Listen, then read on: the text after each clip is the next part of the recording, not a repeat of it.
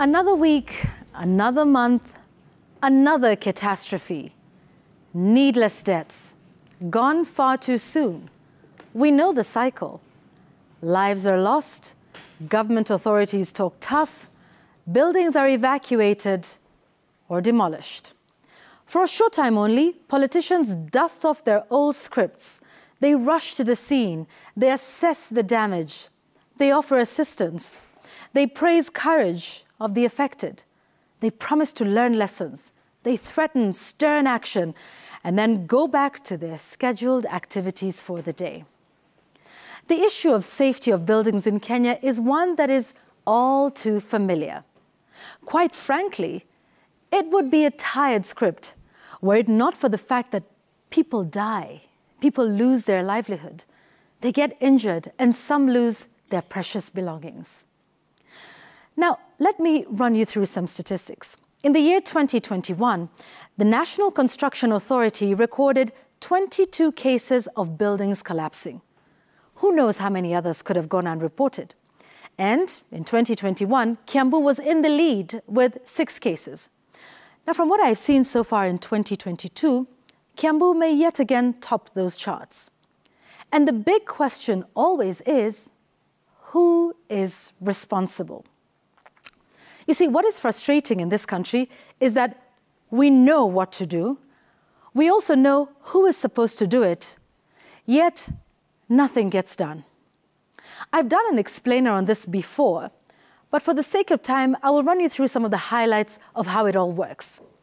From approvals of drawings and architectural and structural approvals that are done by both the national and the county governments, to environmental impact assessments that must be carried out by the National Environmental Management Authority, NEMA, and even the National Construction Authority that then checks that all of these approvals have been obtained before issuing compliance certification. Contractors and subcontractors who must be registered with the NCA, to quantity surveyors and architects who must be certified by their respective board. But you know, it goes beyond these pre-construction approvals.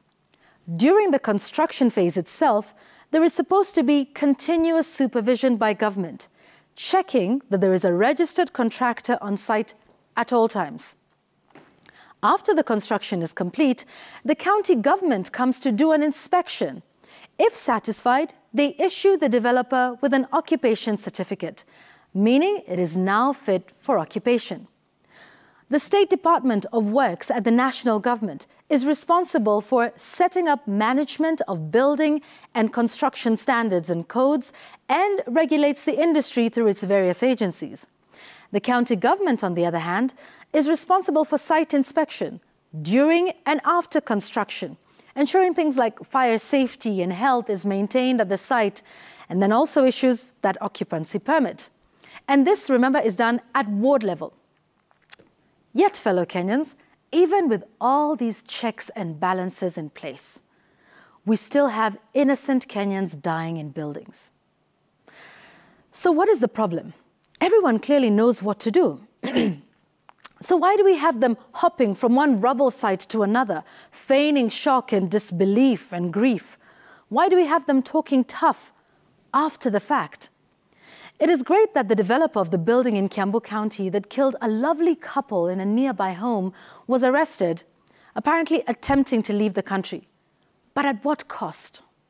A lovely elderly couple, living out their retirement in peace, lost their lives senselessly because everyone who could have done something to prevent those needless deaths did nothing. Folks, all the entities I have listed here at both national and county levels have blood on their hands. Let us have no more tough talk, no more rushing to the scene with relief supplies for the affected. Protect the lives and property of Kenyans who have entrusted you and paid you to do it. Basically, just do your job. That's my take tonight.